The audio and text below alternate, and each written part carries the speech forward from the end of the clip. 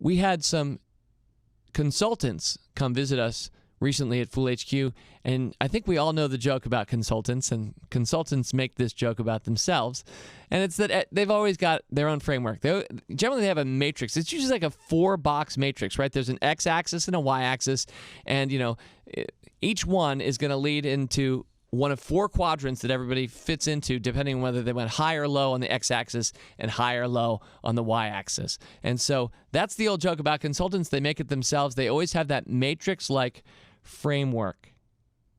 And that's what style boxing is. Morningstar, the mutual fund and advisory service company, is credited with inventing the style box that drives a lot of the mutual fund industry. And Morningstar's classic style box, here's an example. Generally, these are 9 boxes that you can be in. So we're talking about a 3x3 matrix. And the y-axis, the vertical one, you have large companies, medium companies, and small companies. Their market caps, the size of the company. And then the x-axis, you go on the left from value, so-called value, whatever exactly that means, right through to the far end of the x-axis, which would be growth. And in the middle, that's kind of a blend of the two, right? So large, medium, small companies, value to growth. And every mutual stock fund is plotted in one of those 9 boxes. So as an example, if you are a large cap value stock fund, then you're in one box. And maybe the exact opposite of that would be a small cap growth fund, and you're in the tic-tac-toe box on the exact opposite side. So that's style boxing, and you probably are already familiar with it if you're an investor, especially if you're a mutual fund investor. You may well know this, the style boxing of the funds industry. And there's a real strength to it, certainly, that you can quickly understand where you are for any stock fund among those 9 boxes. This is the reason it's popular with consultants. You can quickly see where you are, whatever the context is that you're of the 4 quadrants, where are we today? So it's great pattern recognition. It's a great way to place things quickly. At the same time, it's a little bit of a curse to the fund industry as well, because many companies find that they'd like to invest slightly differently or do something different with their fund, but because the power of the Morningstar Style Box framework is so ubiquitous, if you can't clearly fit within one of those 9 boxes, a lot of the rest of the industry, the financial advisors and planners and who are picking funds for clients, they just won't recommend your fund if you're not clearly owning and living within one of those 9 boxes. Now, this is the Rule Breaker Investing Podcast, the Rule Breaker Investing Podcast. So you can imagine, while I respect and in some ways admire the Morningstar Style Box and the style boxing of anything, it also sometimes makes me want to have my own matrix or my own axes or things that break the style box. I like to think in terms of the gaps or the spaces or what's the matrix that isn't out there that should be. And I'm going to share 2 of those with you this particular podcast. And at the end, I'm going to ask you whether you have one that you'd like to share yourself. So let's get to it. I have 2 for you this week. The first one comes by way of a story. About 5 or 6 years ago at the Motley Fool, we had a summer intern named Igor.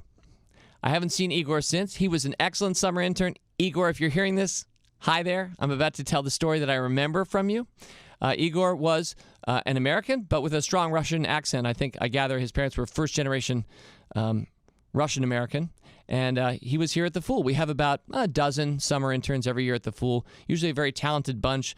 The bad news for any prospective summer interns is that we get a few hundred applications. The good news, if you happen to be one of them, you got through a lot of other people to get to be a summer intern at the Motley Fool. So Igor was one of those very talented, smart guy about investing. And I asked him during an intern lunch that summer, hey, how'd you get started, Igor? Because I wish every 19 to 20-year-old was as thoughtful, as smart, and really wise beyond his years about investing in money. I wish everyone could be Igor. So how'd you do it? He said, my mentor who got me started investing? I said, yes. He said, sure, yeah, I was a guy a year ahead of me at college. And I was like, oh, that's great. I'd like to hear a little bit more about that. He's like, well, the funny thing is he's not still investing anymore. And that was funny to me because Igor clearly understood long-term, and that's what investing is, and he was getting all that, and he'd had a mentor somebody who wasn't much older than he was, but this particular fellow was, quote, no longer investing, end quote. So here's how it went.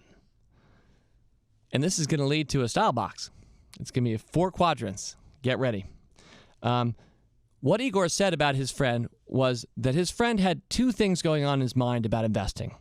The first was he loved to find very early so-called development stage companies.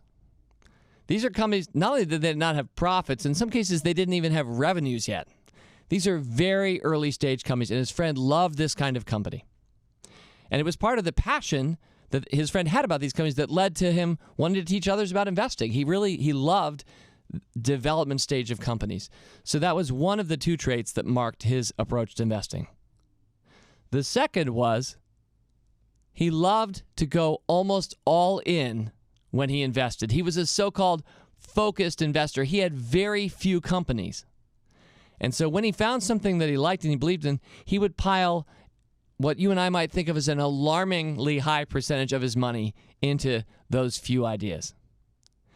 And as I thought about that, and we're going to talk about that style box framework in just a sec, as I thought about that, I could see why his friend might not still be in the game anymore. Because it doesn't really take a long time or that many iterations if you play that system forward a little bit to see what's going to happen.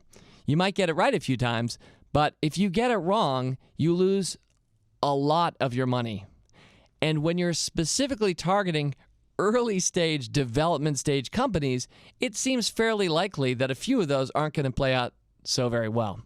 And so, from my standpoint, and I hope Igor agreed with me, I was like, I'm not surprised that your mentor is no longer still in the game. So here's the style box. Here's the matrix. Let's just call it on the y-axis vertically. We've got mature companies at the top, right down to early stage, development stage companies at the bottom. Right? And then along the x-axis, the bottom, you've got the all-in focused investor on one side, and then it goes all the way out to the highly diversified investor on the other. And if you can follow me, and I realize this is a podcast, I don't have big visuals for you, but I know you're smart. I know you've got this in your head. If you're following me, you can see that one of those 4 boxes says development stage companies all in investing. And that for me seems a recipe for disaster. The exact opposite is probably what's going to lead to people like Igor succeeding over the long term and people like his mentor staying in the game over the only term that counts, which is the long term. And that is the box that says mature companies and I like to be diversified as an investor. You know, too many of us who come new to the game of investing are in one of the wrong boxes in that simple little 4-box quadrant. And it's generally because we haven't had that much coaching or experience. We may not have had a mentor who's done this well. In my own case, I was very fortunate to have a father who totally understood this. He had me in the right one of those 4, the one I just mentioned, mature companies, diversified. But if you don't, it's not easy necessarily to intuit yourself into the right spot to be. And I will say that over the course of time, I have had more and more love for emerging companies. I do like some development stage companies, and I somewhat shun highly mature, sometimes to me less interesting companies. So I've progressed a little bit from where I started, but I think there's no substitute for starting in a very conservative way, thinking about finding really good companies that we all know and having a nice diversification across those companies. So that's style box number 1. That's different from the Morningstar style box. It's a little simpler, but it was the one that I heard in my head as I listened to Igor tell me the story of why his mentor, who was about 20 or 21, was no longer investing. As always, people on this program may have interest in the stocks they talk about, and the Motley Fool may have formal recommendations for or against. So don't buy or sell stocks based solely on what you hear.